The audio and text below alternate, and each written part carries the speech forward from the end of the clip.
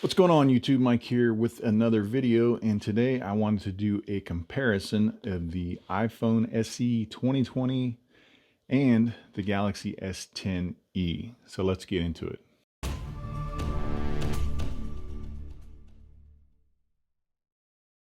Alright, so unless you've been living under a rock lately, you know that the iPhone SE came out recently and there's been a lot of hype surrounding this phone, which I have done a full review of, which I will post at the end of this video so you can watch that if you like. I will say there is definitely a market for one-handed devices where people want to be able to use a phone with one hand, and also people just don't want to pay, $1,000 and above for a phone, so they're looking for a smaller option. Now, having used both of these phones now and done a review of the iPhone SE, I will say that there are much better options than this out there. And I think, honestly, this is the best option if you're looking for that one-handed phone for a cheap price. So let's talk about the comparison. So first, let's talk about the price of these things. As you know, you can get this for $400 for a 64 gigabyte variation. Now it goes up $50 more if you want to double that, and then $100 more if you double again to 256. So the sweet spot again is going to be 128 gigabytes for about $450 plus tax. Now this, on the other hand, even though this came out last year, this you can get for $350 from Samsung if you trade in an older device, such as an iPhone 6s Plus and above, or a Galaxy S7 and above. So you can get this brand new for $350 or renewed through Amazon for anywhere from $300 to $400 for a 128 gigabyte model. Now with Amazon renewed, you also get a 90-day warranty, which is actually a better return period than you get if you buy it brand new through Samsung. So something to think about. So if price is what's holding you back, you can get this cheaper and you're getting a heck of a lot more phone than you get with this. So let's talk about the specs of this thing. All right, so starting with the processors of this, the iPhone SE is obviously got the Apple's own A13 Bionic chip, which depending on what source you go to, it may or may not be underclocked a little bit. And then in the Samsung S10e, you've got the Snapdragon 855, which is the flagship processor from last year. So still a very good processor. So obviously on the iPhone, you've got a 4.7 inch display. You can see, compare it to here. The 4.7 inches, it's a 720p display. It's not AMOLED, so it's just an LCD display. Now with this, you get a 5.8 inch display, which 4.7 to 5.8, it's a little bit larger than an inch, but as you can see, it makes a huge difference. Now, Apple could have crammed that same size display almost in here if they didn't have the giant forehead and chin, as you see, and the old school home button. What I notice about this thing is it is extremely small. For the iPhone SE 2020. So out of the box, the first thing you're going to notice about this thing is it is extremely small.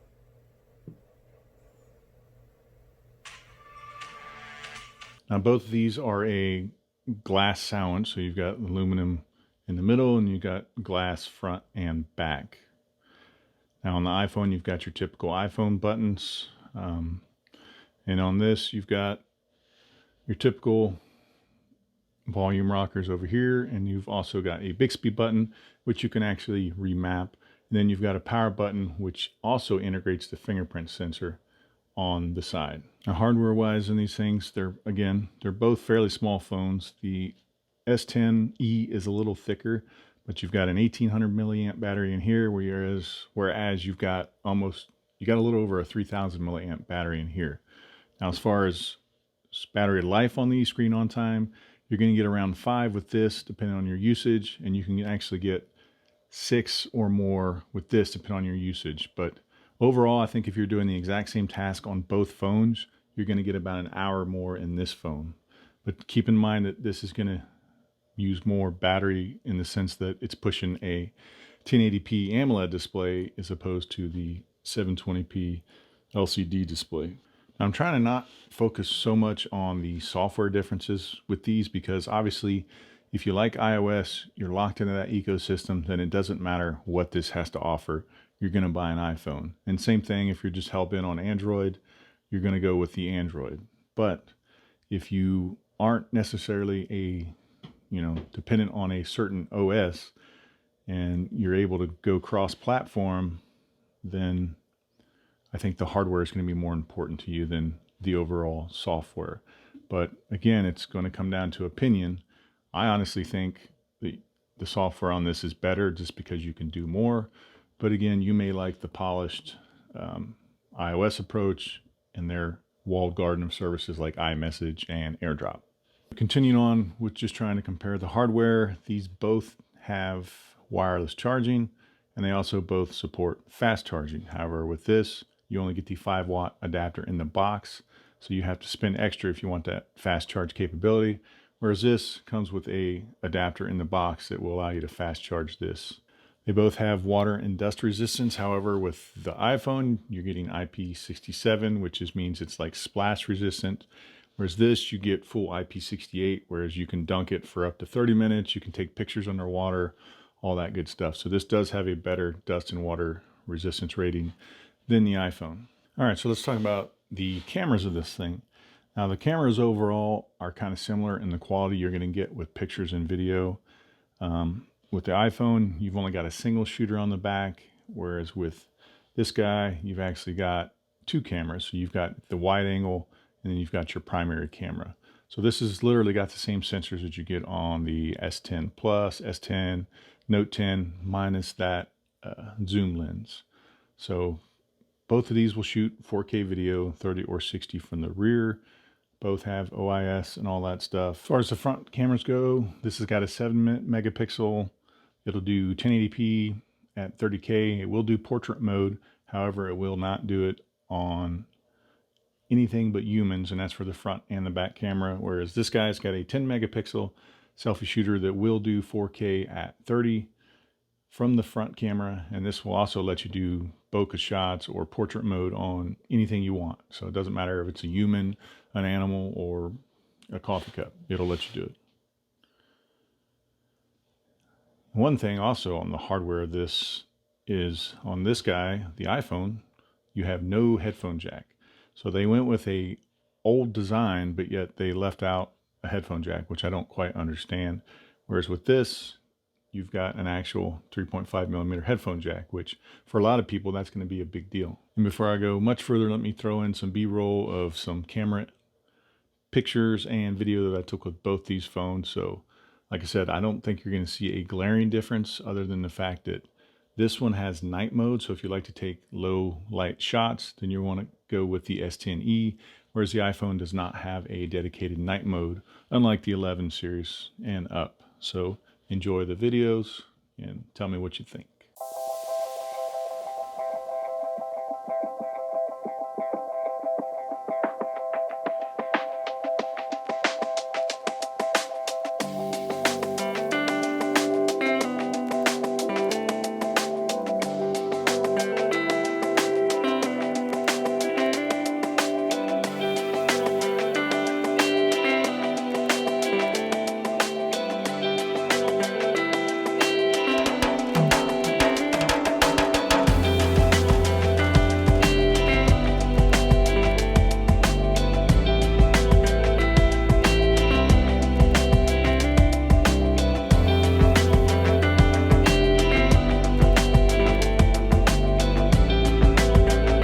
This is a video and microphone test outside. This is 4K 30 frames a second.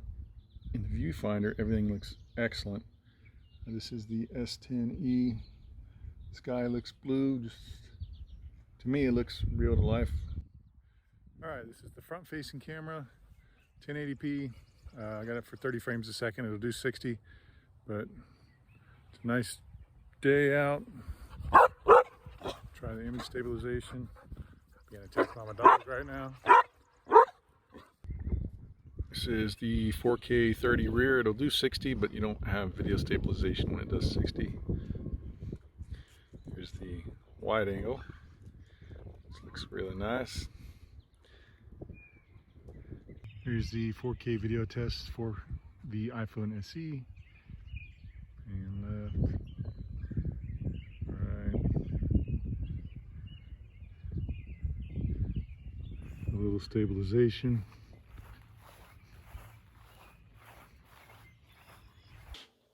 All right, so going back to the hardware, like I said, this has got the old school Touch ID sensor, which it's reliable, it's fast, it works like it should. Whereas on the Samsung, they actually incorporate it in the power button, and it's really fast. But along with this, you also have face unlock, whereas on the iPhone, you don't. So obviously this is less secure, you can spoof it, but it's still nice to have, especially if you're wearing gloves or something. It's cold outside, it's got raised to wake, you look at it, it unlocks, and you're good to go. Another major difference in the Samsung phone is you've also got the ability to add an SD card, so you can have expandable storage up to 1 terabyte, whereas on the iPhone, never any iPhone ever have they allowed you to use an SD card for expandable storage. So if storage is your priority, where you take a lot of pictures and video on your phone, you can insert it in this and it'll actually save them directly to the SD card, freeing up the actual internal storage for other things. Now I'm going to try and show some close-ups of the usability of these, just so you can see how text looks on each device. But as far as if you want your phone primarily for media, text, or anything else, then you're definitely want to go with the S10 over the iPhone, just because of the screen size. And this again is an AMOLED display, so your blacks are going to look better. Everything looks crispier on this phone than it does on the iPhone.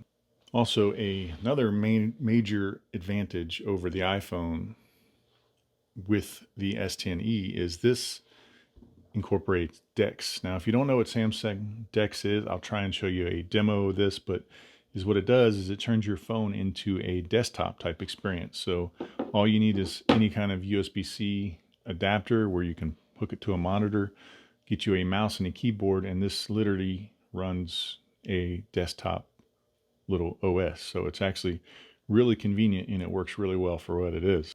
Another major advantage of the S10 over the iPhone is, yes, this has NFC, it has Apple Pay, but this has Samsung Pay. And if you know anything about Samsung Pay, this phone supports MST, which that allows you to use this essentially at any credit card reader you go to. So the credit card reader does not have to have NFC. Essentially, the MST on this simulates the magnetic strip that would be on your credit or debit card, and it allows you to use this at all those terminals. I mean, one of the cool things about Samsung Pay, it happens to me all the time.